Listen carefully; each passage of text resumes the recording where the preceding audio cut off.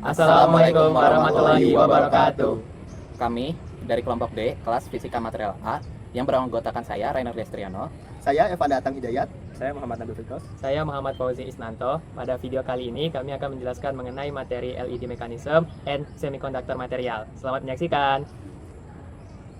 Oke, kita masuk ke materi yang pertama, yaitu LED dan fungsinya. Pengertian LED sendiri, LED atau Light Emitting Diode adalah salah satu jenis dioda semikonduktor yang dapat menghasilkan cahaya ketika dialiri arus listrik dalam kondisi forward bias. Berdasarkan buku Kasab, LED pada dasarnya merupakan dioda sambungan PN yang umumnya dibuat dari semikonduktor direct band gap seperti gallium arsenide. Pada material tersebut, rekombinasi pasangan elektron dan hol dapat menghasilkan emisi foton atau cahaya. Energi foton yang dipancarkan kira-kira sama dengan energi celah pita material. Secara fungsi, LED digunakan untuk mengubah energi listrik jadi energi cahaya karena ukurannya kecil, efisien, dan responnya cepat. LED banyak digunakan sebagai lampu indikator, lampu penerangan, layar elektronik, lampu kendaraan, serta berbagai perangkat optoelektronik. Nah, untuk memahami LED, kita perlu memahami terlebih dahulu konsep dasar material pengantar listrik. Secara umum, material dapat dibagi menjadi tiga, yaitu konduktor, isolator, dan semikonduktor. Konduktor adalah material yang mudah mengantarkan arus listrik karena memiliki banyak elektron bebas. Contohnya adalah tembaga dan aluminium. Sebaliknya, isolator adalah material yang sangat sulit mengantarkan arus listrik karena elektron-elektronnya terikat kuat pada atom, yaitu contohnya pada kaca, plastik, dan juga keramik.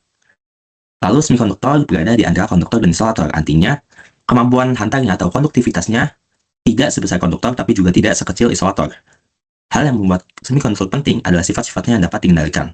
Misalnya, dengan nambah doban tertentu, semikonduktor dapat dibuat menjadi tipe N yang kaya elektron atau tipe P yang kaya hol.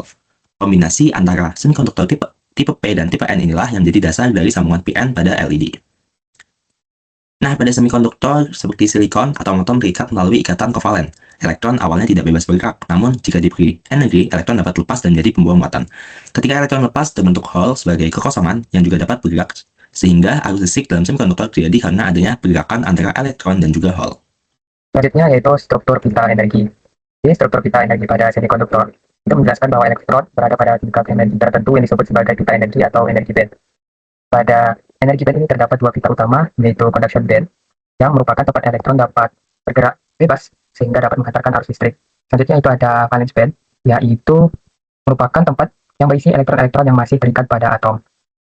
Lalu, terdapat celah energi di antara kedua pita tersebut yang disebut sebagai band gap. Band gap ini menentukan energi minimum yang diperlukan oleh elektron untuk berpindah dari valence band ke conduction band. Lalu bagaimana proses elektron itu berpindah? Jadi elektron dapat berpindah antar pita energi ketika memperoleh energi listrik.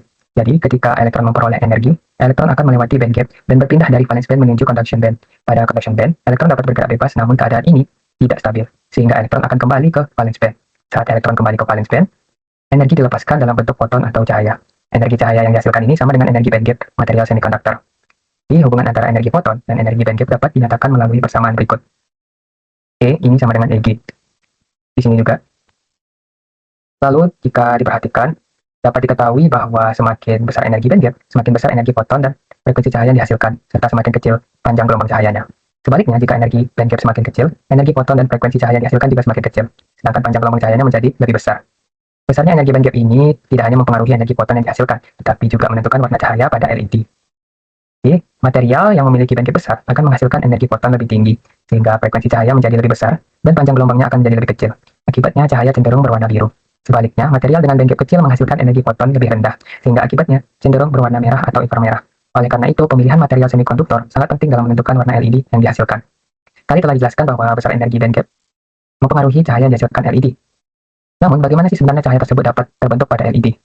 Untuk menghasilkan cahaya pada LED, digunakan jenis semikonduktor, yaitu tipe P dan tipe N, yang akan kita jelaskan pada materi berikut. Jadi, apa itu semikonduktor tipe P dan tipe N? Jadi, semikonduktor tipe P itu merupakan semikonduktor yang memiliki banyak hole atau kekosongan elektron sebagai pembawa muatan utama. Tipe ini dibuat dengan menambahkan atom akseptor yang memiliki jumlah elektron lebih sedikit sehingga terbentuk hole pada material semikonduktor. Sedangkan semikonduktor tipe N itu memiliki banyak elektron bebas sebagai pembawa muatan utamanya. Tipe N ini dibuat dengan menambahkan atom donor yang memiliki elektron lebih banyak sehingga jumlah elektron bebasnya akan semakin bertambah. Lalu, kedua jenis semikonduktor ini dapat digabungkan membentuk sambungan PN yang menjadi dasar kerja LED dalam menghasilkan cahaya. Jadi ketika semikonduktor tipe P dan tipe N digabungkan, akan terbentuk sambungan yang disebut sebagai sambungan PN atau PN junction. Sambungan ini yang menjadi tempat bertemunya elektron dari sisi N dan hole dari sisi P. Pertemuan elektron dan hole akan menghasilkan energi dalam bentuk cahaya sehingga LED dapat menyala. Ini merupakan penyebab LED dapat menghasilkan cahaya. Namun, cahaya pada LED ini baru dapat dihasilkan apabila ketika sambungan PN ini diberi tegangan maju atau forward bias, yang akan dijelaskan pada materi berikutnya. Oke, sekarang masuk ke mekanisme kerja LED saat forward bias. Jadi itu LED kan merupakan dioda sambungan PN positif negatif yang bekerja ketika diberi forward bias atau tegangan maju. Nah, pada kondisi ini, sisi P dihubungkan ke terminal positif sumber tegangan, sedangkan sisi N itu dihubungkan ke terminal negatif. Nah, saat forward bias diberikan, potensial bawaan pada sambungan PN itu berkurang dari V0 menjadi V0 min V atau tegangan yang diterapkan ke LED-nya. Nah, akibatnya penghalang energi yang sebelumnya menghambat pergerakan membawa muatan itu menjadi lebih kecil. Elektron dari sisi N itu dapat berdifusi atau terinjeksi menuju sisi P. Sedangkan hole dari sisi P juga dapat bergerak menuju sisi N. Proses inilah yang menyebabkan arus mengalir pada LED dan LED pun menyala.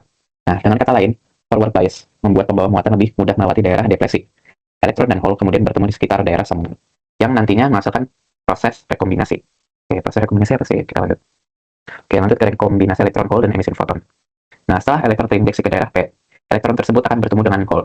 Nah, ketika elektron dari pita konusi turun ke pita valensi dan mengisi hole, terjadi proses yang disebut rekombinasi elektron hole. Pada LED, rekombinasi yang diharapkan adalah rekombinasi radiatif, yaitu rekombinasi yang menghasilkan cahaya. Energi yang dilepaskan dari proses ini keluar dalam bentuk foton. Nah, LED itu umumnya dibuat dari semiconductor direct band gap. Contohnya GaAs atau gallium arsenide. Karena rekombinasi pasangan elektron hole atau EHP dapat menghasilkan emisi foton secara efektif. Nah, energi foton yang dipancarkan kira-kira sama dengan selah pita atau band gap material yang ditunjukkan dari rumus ini. Nah, fenomena pemancaran cahaya akibat injeksi pembawa muatan minoritas ini disebut injection electroluminescence karena rekombinasi terjadi secara spontan. Foton yang dihasilkan itu bergerak dalam arah yang acak. Oke, pada bagian selanjutnya saya akan menjelaskan kenapa material semikonduktor pada LED bisa menentukan warna cahaya yang keluar. Nah, jadi warna LED itu bukan muncul secara sembarangan. Warna LED itu ditentukan oleh jenis material semikonduktor yang dipakai. Alasannya, setiap material punya celah energi atau band gap yang berbeda. Celah energi inilah yang bisa kita bayangkan seperti jarak energi yang harus dilewati oleh elektron sebelum akhirnya melepaskan energi dalam bentuk cahaya. Nah, energi cahaya yang dilepaskan inilah yang menentukan warna LED. Contohnya, yang pertama itu ada gallium arsenida, menghasilkan cahaya inframerah, sehingga cocok untuk aplikasi seperti sensor atau remote. Lalu selanjutnya ada aluminium gallium arsenida yang menghasilkan cahaya merah sampai inframerah. Dan untuk warna kuning sampai merah itu ada aluminium gallium indium fosfida yang cocok digunakan. Sementara itu, indium gallium nitrida dan gallium nitrida banyak dipakai untuk menghasilkan warna biru sampai hijau. Lalu cahaya ultraviolet itu sering digunakan pada aluminium gallium nitrida dan gallium nitrida. Dan yang terakhir, gallium fosfida dengan doping nitrogen itu bisa menghasilkan cahaya hijau.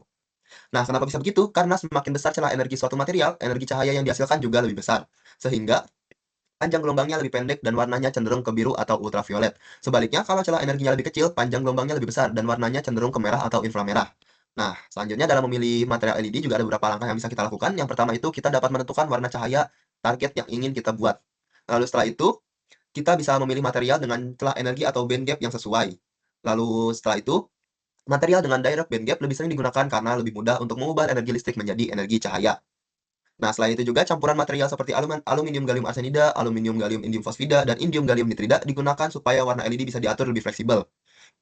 Lalu yang terakhir, pada LED biru, violet, dan ultraviolet, struktur multiple quantum well juga digunakan untuk meningkatkan efisiensi cahaya yang dipancarkan. Nah, jadi pada intinya itu warna LED sangat bergantung pada material semikonduktornya, karena material tersebut menentukan besar celah energi dan panjang gelombang cahaya yang keluar. Nah, yang terakhir kita akan membahas kelebihan dan aplikasi dari si LED tersebut. Nah, dari kelebihan si LED ini yang pertama itu ada LED lebih efisien energi. Maksudnya energi listrik yang masuk lebih banyak diubah menjadi cahaya, sehingga konsumsi dayanya lebih rendah. Ini yang membuat LED banyak dipakai pada lampu modern saat ini. Lalu yang kedua, LED itu memiliki ukuran sangat kecil, ukurannya kecil. Karena ukurannya kompak, LED mudah dipasang pada rangkaian elektronik, panel indikator, layar, dan berbagai perangkat modern.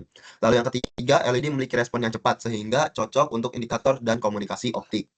Nah, untuk yang keempat sendiri, LED itu memiliki umur yang lebih panjang. Hal ini tuh karena LED termasuk perangkat solid state, yaitu tidak menggunakan filamen seperti lampu pijar. Karena tidak ada filamen yang mudah putus, LED menjadi lebih tahan lama. Nah, yang kelima atau yang terakhir, warna LED juga bervariasi. Ini bisa terjadi karena warna LED dapat diatur dari pemilihan material semikonduktornya. Nah, lalu untuk segi aplikasinya, LED inframerah itu, nah ini, banyak digunakan pada remote control, sensor optik, dan komunikasi. Dan LED merah sampai amber atau orange kekuningan, itu biasa digunakan pada indikator lampu lalu lintas dan juga display. Dan untuk LED biru sampai hijau itu sering digunakan pada layar, panel, dan juga pencahayaan. Dan white LED atau LED putih biasa digunakan pada lampu rumah, kendaraan, maupun senter. Nah, yang terakhir yaitu LED ultraviolet dapat digunakan untuk sterilisasi, proses curing, dan deteksi optik. Nah, jadi LED itu banyak digunakan karena bentuknya itu kecil, hemat energi, cepat merespon, tahan lama, dan bisa menghasilkan berbagai warna sesuai material semikonduktor yang digunakan. Sekian presentasi dari kelompok kami, dan Terima kasih.